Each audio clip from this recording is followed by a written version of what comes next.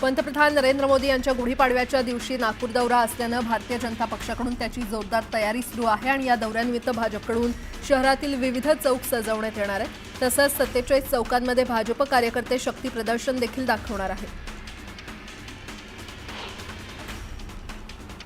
नागपुरातील माधव नेत्रालयाच्या विस्तारित प्रकल्पाचं भूमिपूजन पंतप्रधान नरेंद्र मोदींच्या हस्ते होणार आहे। 30 मार्चला गुढीपाडव्याच्या दिवशी होणाऱ्या या कार्यक्रमाला सरसंघचालक मोहन भागवतही हजर राहणार आहेत।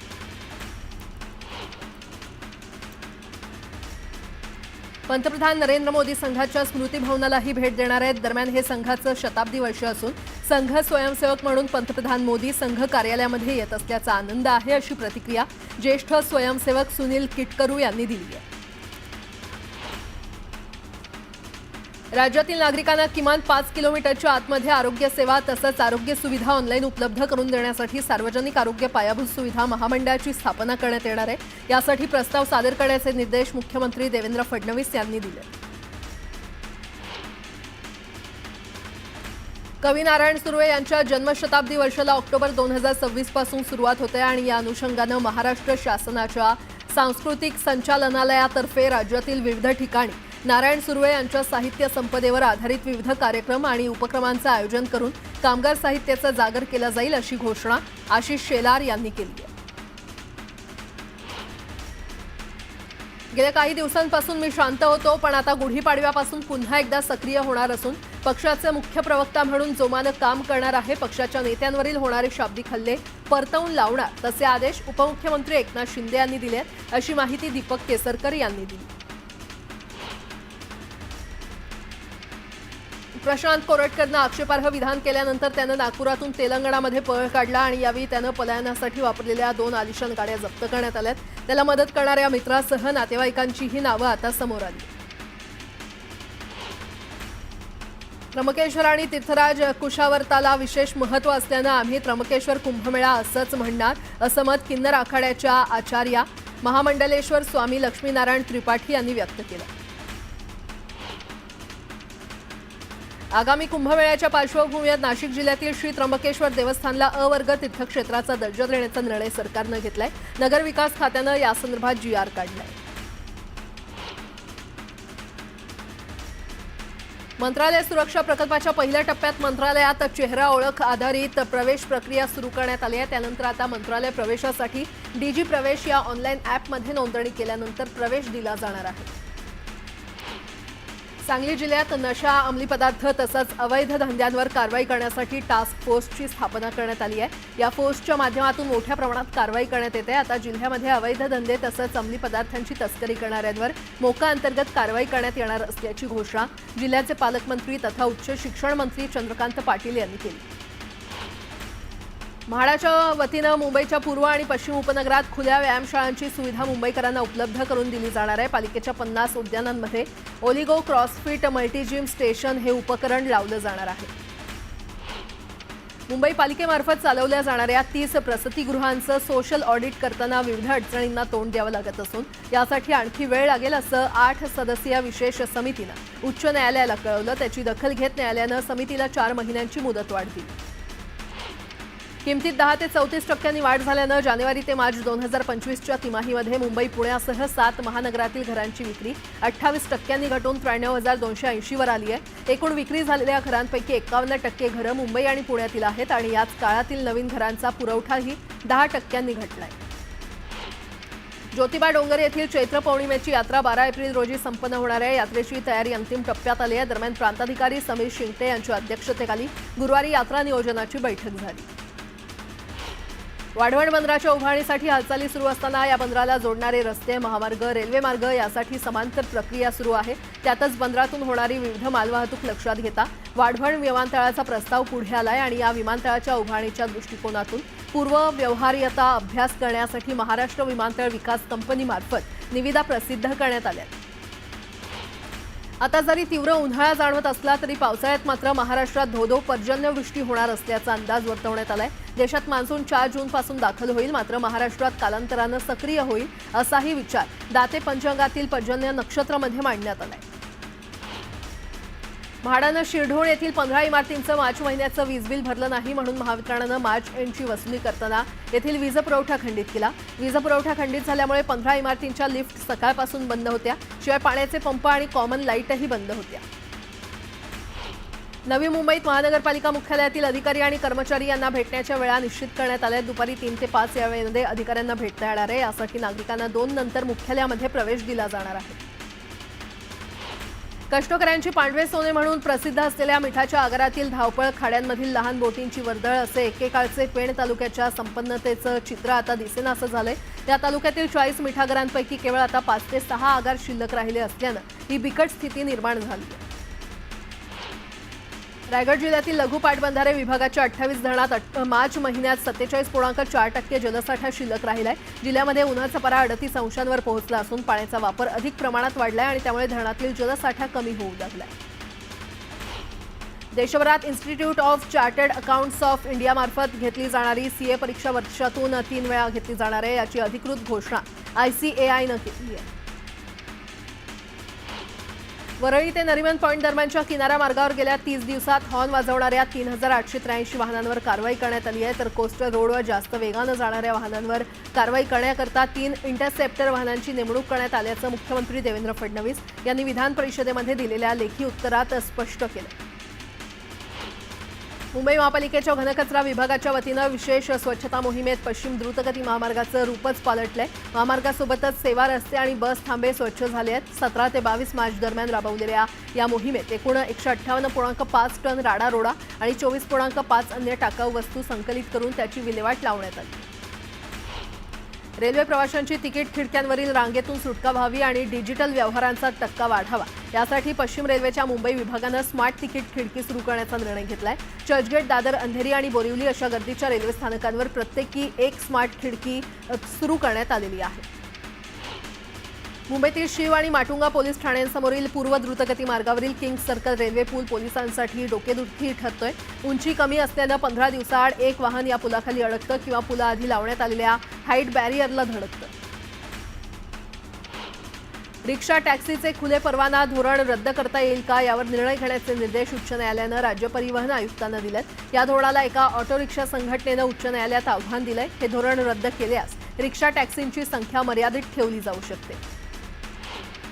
मुंबईत सुरू झालेल्या नालेसफाईच्या कामाचा पालिकेचे अतिरिक्त आयुक्त अभिजित बांगर यांनी आढावा घेतला। प्रत्येक नाल्यातून दिवसभरात किती गाळ काढायचा याचं नियोजन करून त्याची नोंद करण्याच्या सूचना दिल्यात।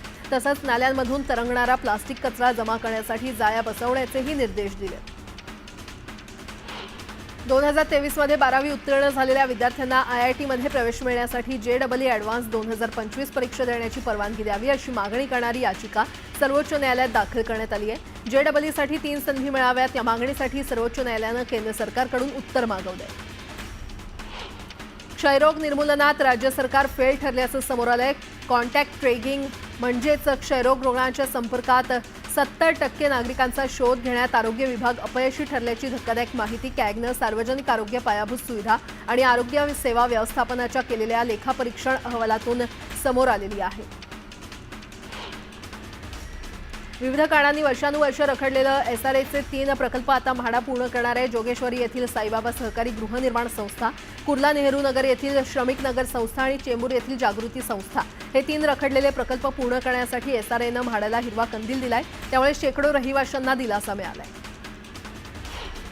नवी मुंबई महापालिकेत 620 पदांची मेगा भरती करण्यात येणार आहे। या भरती प्रक्रियेसाठी उद्यापासून ऑनलाईन अर्ज प्रक्रिया सुरू करण्यात येणार असून ती येत्या 11 मे पर्यंत चालणार आहे। 1.5 वर्षांपूर्वी इंडियन इन्स्टिट्यूट ऑफ मॅनेजमेंटचा दर्जा मिळालेल्या संस्थेमध्ये आता प्रवेशासाठी झुंबड उडाली आहे। MBA साठी या संस्थेत 540 जागांसाठी तब्बल 5,59,887 अर्ज प्राप्त झाले। देशातील बालमृत्यू दर कमी करण्यासाठी भारताकडून सुरू असलेल्या प्रयत्नांचं संयुक्त राष्ट्रानं कौतुक केलंय। आयुष्मान भारत यासारख्या आरोग्याशी निगडित योजनेचं उदाहरण देत बालमृत्यू रोखण्यासाठी भारतानं केलेले प्रयत्न अनुकरणीय असल्याचं नमूद केलंय। ठाण्यातील ध्वनी प्रदूषणात प्रचंड वाढ झाली आहे। कर्णकर्कश हॉर्न, वाहतूक कोंडी, बांधकाम साईटवरील गोंगाट असे 14 स्पॉट धोकादायक ठरवण्यात आलेत। आवाजाच्या डेसिबलनं अक्षरशः 71 ओलांडली आहे।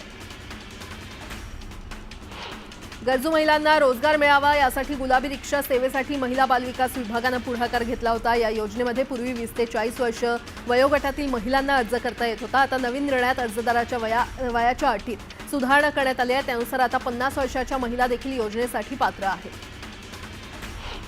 अतिरिक्त दंड टाळण्यासाठी आयकर विभागानं करदात्यांना त्यांचे अपडेट केलेले ITR दाखल करण्यासाठी 31 मार्च 2025 ही डेडलाईन दिली आहे। अंतिम मुदतीपूर्वी रिटर्न भरल्यास 25% अतिरिक्त कर भरावा लागणार आहे, तर 31 मार्च नंतर रिटर्न भरल्यास 50% अतिरिक्त कर भरावा लागणार आहे। भिवंडी तालुक्यातील वडपे गावात ठाणे जिल्हाधिकारी आणि जिल्हा परिषदेचे मुख्य कार्यकारी अधिकारी यांनी पाहणी दौरा केला। यावेळी विद्यार्थ्यांसह शिक्षकांच्या गुणवत्तेचं त्यांनी कौतुक करत संवाद साधला। सोलापुरात बेदाणा उत्पादकांना सुगीचे दिवस आले, तर रमजानचा पवित्र महिना सुरू असल्यानं बेदाण्याला बाजारात मोठ्या प्रमाणात मागणी आहे। बेदाण्याला प्रति किलो 250 ते 400 रुपयांचा दर मिळाल्यानं शेतकऱ्यांना दिलासा मिळाला। मार्केट यार्ड दुचाकी 4 चाकींना प्रवेश बंदी करण्यात आली आहे। वाहतूक कोंडी कमी करण्यासाठी कृषी उत्पन्न बाजार समितीनं हा निर्णय घेतलाय। केवळ शेतमाल घेऊन आलेल्या वाहनांनाच आता कृषी उत्पन्न बाजार समितीत प्रवेश मिळणार आहे। जळगावातील काँग्रेसमधील अंतर्गत कलह आणि गटबाजीचा स्फोट झालाय। अंतर्गत कलहामुळे आगामी निवडणुकांमध्ये काँग्रेस अडचणीत सापडण्याची शक्यता असून निवडणुकीत मोठा फटका बसणार आहे। वर्ध्याचे पर्यटक ताडोबा व्याघ्र प्रकल्पात पर्यटनासाठी गेले असता त्यांना वाघाचं दर्शन झालं। झाडाखाली वाघाला पाणी पिताना पाहिल्यानं पर्यटक सुखावले। राज्याचे माजी आरोग्यमंत्री आणि आमदार तानाजी सावंत यांना औरंगाबाद खंडपीठानं आमदार तानाजी सावंत यांना नोटीस बजावली आहे। मतदारांना आमिष दाखवल्याप्रकरणी औरंगाबाद खंडपीठात राहुल मोटे यांनी ही याचिका दाखल केली होती। नागपुरातील धक्कादायक प्रकार समोर आलाय। गुन्हा दाखल न करण्याच्या मोबदल्यात 30,000ची लाच मागणाऱ्या सहाय्यक पोलीस उपनिरीक्षकाला रंगेहात पकडण्यात आलंय। एका तरुणानं याबाबतची तक्रार ACBकडे केली होती। जगातील 15 उष्ण शहरात विदर्भातील 4 शहरांचा समावेश आहे। ब्रह्मपुरी हे जगातील 8व्या क्रमांकाचं उष्ण शहर असून नागपूर 11व्या, तर अकोला आणि चंद्रपूर 14व्या आणि 15व्या क्रमांकावर आहे। गोरेगाव स्थानकावरील ओव्हरब्रिज पाडून त्या जागी नवीन पूल बांधण्यात येणार आहे, त्यामुळे तो 2 एप्रिलपासून पुढील 6 महिन्यांसाठी बंद ठेवण्यात येणार आहे। पालिकेनं डेब्रिज ऑन कॉल सेवेचा ऑटो DCR या प्रणालीमध्ये समावेश केला आहे, त्यामुळे मोठ्या प्रकल्पांना विकासकांना राडारोड्याची नोंदणी या प्रणालीत करता येणार आहे। दरम्यान या दोन्ही प्रकल्पात मिळून वर्षाला 4.38 लाख टन राडारोड्यावर प्रक्रिया करणं शक्य होणार आहे।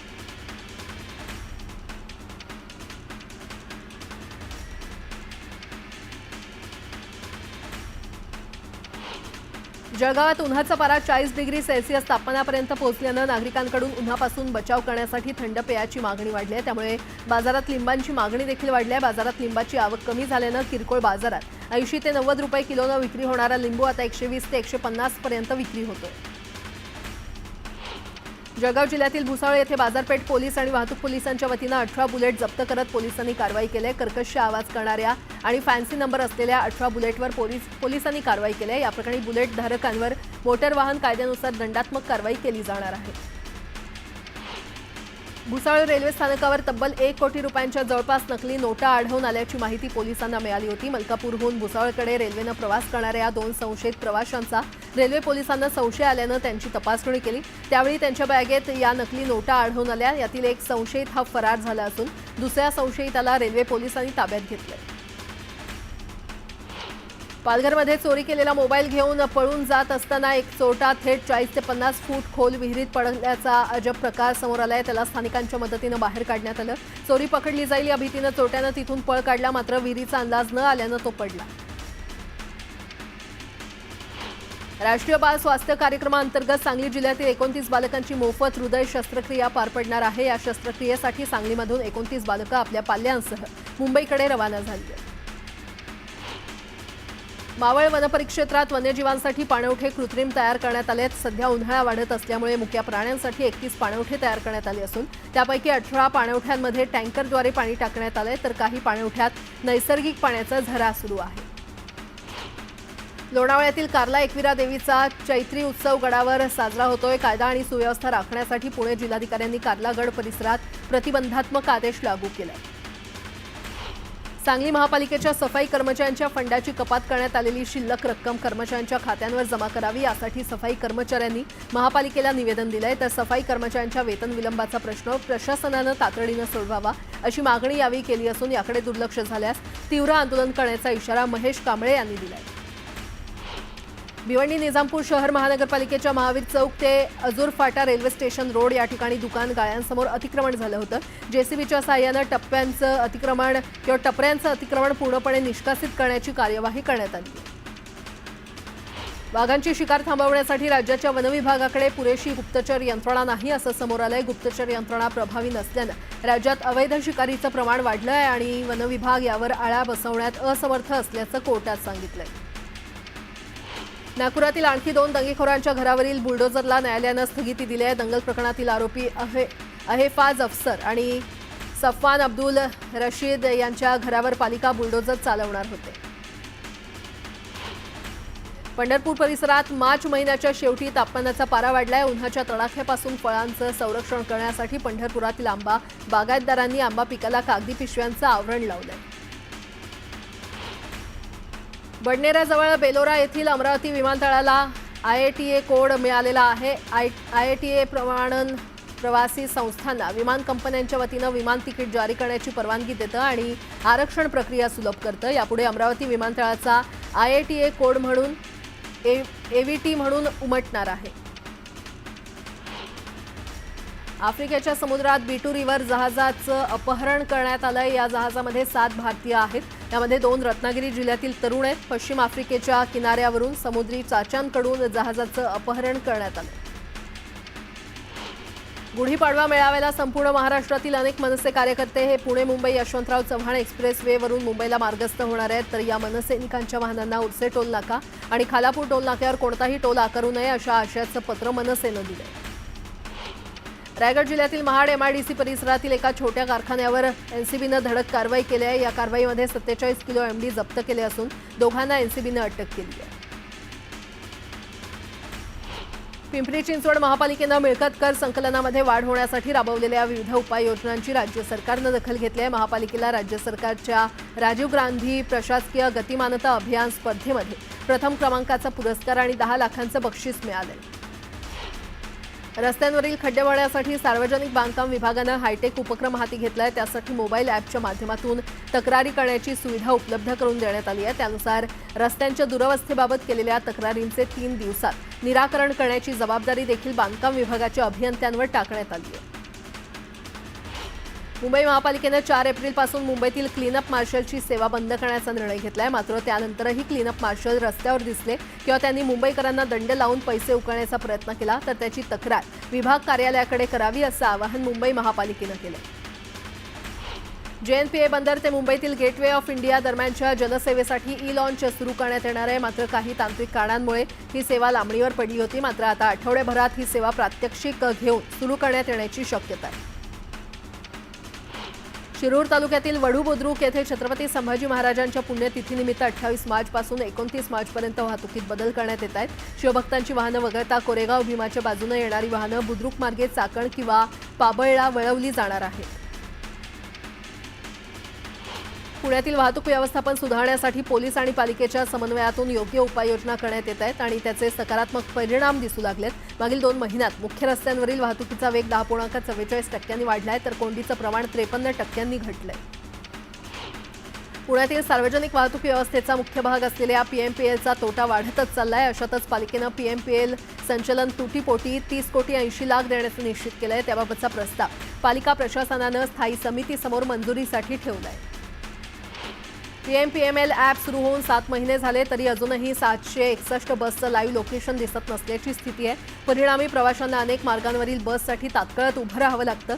7 महिन्यानंतरही बस ऑनलाईन न केल्यामुळे प्रशासनाच्या भूमिकेवर प्रश्नचिन्ह उपस्थित होते। गेल्या काही वर्षांपासून कागदावर असलेलं पार्किंग धोरण आता प्रत्यक्षात उतरवण्यासाठी ठाणे पालिका प्रशासनानं जोरदार हालचाली सुरू केल्यात। या धोरणाच्या अंमलबजावणीसाठी शहरातील रस्त्यांचं सर्वेक्षण करून त्याची वर्गवारी पुन्हा निश्चित करण्याचा निर्णय प्रशासनानं घेतलाय। आर्थिक वर्ष संपण्याच्या शेवटच्या 2 दिवसात शनिवार आणि रविवार तसंच सोमवारी सुट्टी आल्यानं मिळकत कर भरण्यासाठी नागरिकांची गैरसोय होऊ नये यासाठी शनिवारी आणि रविवारी देखील नागरिकांना मिळकत कर भरता येणार आहे। त्यासाठी दोन्ही दिवशी नागरी सुविधा केंद्र सुरू राहणार आहेत। याबरोबरच नागरिकांना ऑनलाईन माध्यमांद्वारे कर भरता येणार आहे। पुणेकरांना यामुळे मोठा दिलासा मिळाला। ठाणे महापालिकेच्या कारभारात गतिमानता आणि पारदर्शकता यावी या उद्देशातून ई-ऑफिस प्रणाली लागू करण्याचा निर्णय प्रशासनानं घेतलाय। या निर्णयामुळे पालिका अधिकारी आणि कर्मचारी नागरिकांच्या अर्जासह विविध प्रकल्पांचे प्रस्ताव ऑनलाईनद्वारे हाताळणार असून येत्या 1 एप्रिलपासून ही प्रणाली लागू होणार आहे। यासाठी कर्मचाऱ्यांना प्रशिक्षण देण्यास सुरुवात झाली आहे। मुंबई राज्यमार्ग परिवहन महामंडळानं उन्हाळी सुट्टीच्या हंगामात गावाकडे जाणाऱ्या प्रवाशांसाठी एसटीचं विशेष नियोजन केलंय। नियमित गाड्यांव्यतिरिक्त दररोज लांब पल्ल्याच्या 764 अतिरिक्त फेऱ्या सोडण्यात येणार आहेत आणि त्याचं आरक्षण देखील सुरू झालंय।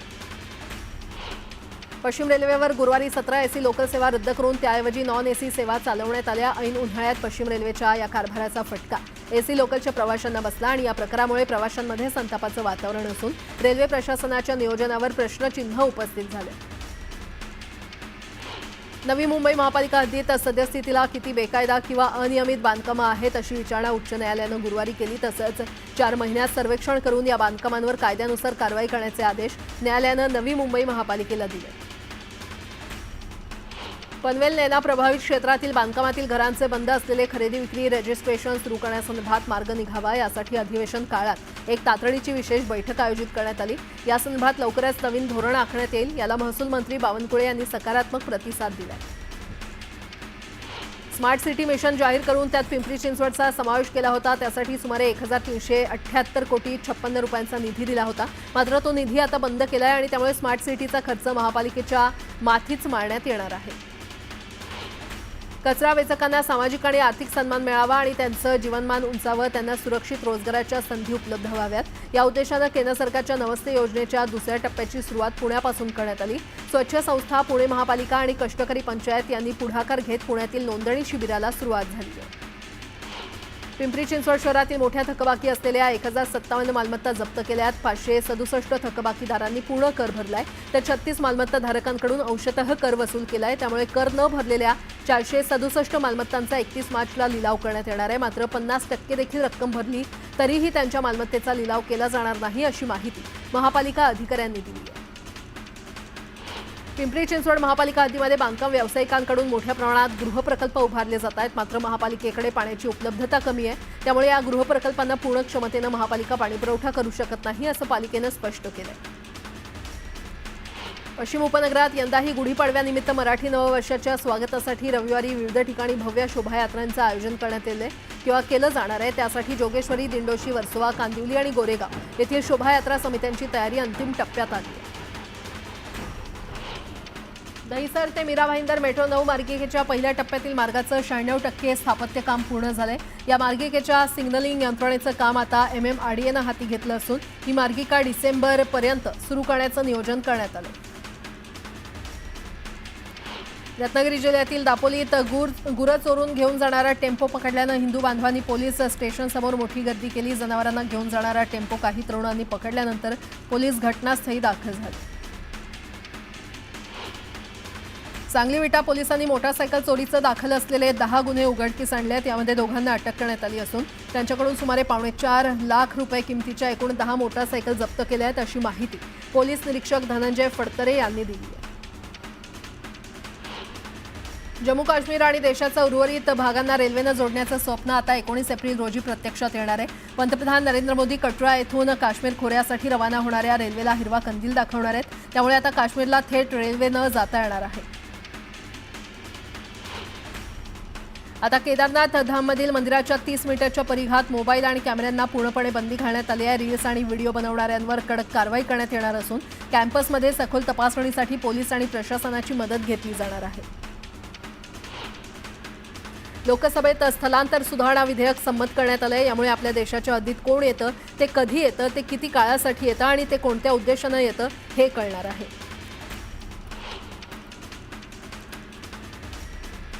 जम्मू काश्मीरमधील कठुआ येथे दहशतवादी आणि सुरक्षा दलामध्ये गुरुवारी चकमक झाली। या चकमकीत 3 दहशतवाद्यांचा खात्मा झालाय तर दहशतवाद्यांचा खात्मा करणारे 3 जवान शहीद झाले।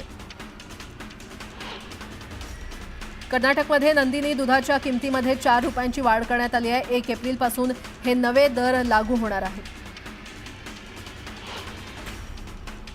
लंडनमधील ममता बॅनर्जी यांच्या कार्यक्रमात जोरदार गदारोळ झाला। कोलकातामधील आर्जीकर अत्याचार प्रकरणी ममता बॅनर्जी यांना प्रश्न विचारल्यानं गदारोळ झाला। ईदच्या सुट्टीवरून हरियाणा सरकारनं मोठा निर्णय घेतलाय। सरकारनं ईदची सुट्टी रद्द केलेली आहे।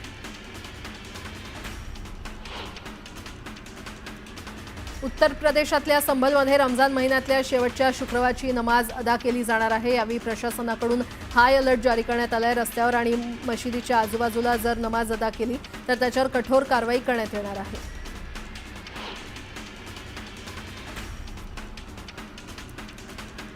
मध्य प्रदेशच्या धारमध्ये एका भरधाव जाणाऱ्या ट्रकनं बसला धडक दिली। या अपघातात दोघांचा मृत्यू झाला तर 2 जण जखमी झाले। उत्तर प्रदेशच्या झाशीमध्ये रस्त्यावर स्टंटबाजी करण्यात आली। बाईकच्या हँडलवर पाय ठेवून एक युवक ती चालवत होता। बिहारच्या नूरसरायमध्ये भीषण अपघात झालाय। भरधाव वेगानं जाणाऱ्या ई रिक्षाच्या धडकेत एका लहान मुलाचा मृत्यू झाला। गुजरातच्या सुरतमध्ये भरधाव जाणाऱ्या टेम्पोनं 3 बाईकस्वारांना धडक दिली। या अपघातात सुदैवानं बाईकस्वार बचावले। टेम्पोचा चालक मद्यधुंद असल्याचा आरोप प्रत्यक्षदर्शींनी केला। राजस्थानच्या कुंभलगड इथल्या अरवालीच्या डोंगरात वणवा पेटला। यामध्ये 20 किलोमीटर पर्यंतचं जंगल जळून खाक झालं। यूपीतल्या एटामध्ये एका चहाच्या दुकानावर गोळीबार आणि हाणामारी झाली। गुंडांनी चहाच्या दुकान मालकावर गोळी झाडली। मध्य प्रदेशच्या ग्वाल्हेरमध्ये एका भरधाव वेगानं जाणाऱ्या कार चालकानं एका व्यक्तीला धडक दिली। हा कार चालक आपल्या पत्नीचा प्रेमी असल्याचा आरोप पीडित व्यक्तीनं केला। यूपीच्या मथुरामध्ये सरकारी कर्मचाऱ्याला बेदम मारहाण करण्यात आली आहे। जमीन मोजणीच्या दरम्यान गेलेल्या या कर्मचाऱ्याला स्थानिकांनी मारहाण केली। अमेरिकेचे राष्ट्राध्यक्ष डोनाल्ड ट्रम्प यांनी कार आणि वाहनांच्या सुट्ट्या भागांवर लादलेले 25% आयात शुल्क 3 एप्रिलपासून लागू होणार आहेत। त्याचा मोठा फटका भारतीय उद्योगाला बसण्याची शक्यता आहे। अमेरिकेचे राष्ट्राध्यक्ष डोनाल्ड ट्रम्प यांच्या धमकीनंतर इराणकडून एक व्हिडिओ जारी करण्यात आला आहे। वाढत्या प्रादेशिक तणावाच्या पार्श्वभूमीवर 85 सेकंदाचा हा व्हिडिओ जारी करण्यात आला असून यात येत्या काळात इराणला अमेरिका किंवा इस्रायलच्या हल्ल्याला सामोरं जाऊ लागू शकतं असा अंदाज व्यक्त करण्यात आला आहे। अमेरिकेच्या हवाईमधील किलोऊ भागात ज्वालामुखीचा उद्रेक झाला। यामुळे मोठ्या प्रमाणात लावा बाहेर पडत असून परिसरात प्रतिबंधात्मक आदेश जारी करण्यात आलेले आहेत। हा ज्वालामुखी इतक्या वेगानं बाहेर पडतोय की तो अगदी 1000 फूट अंतरावरून देखील पाहता येतोय। अमेरिकेतल्या दक्षिण कॅरोलिना भागात मोठा वणवा पेटलाय। टेबल माउंटेन परिसरात हा वणवा पेटला असून त्यामध्ये हजारो हेक्टरवरील जंगल जळून खाक झालंय।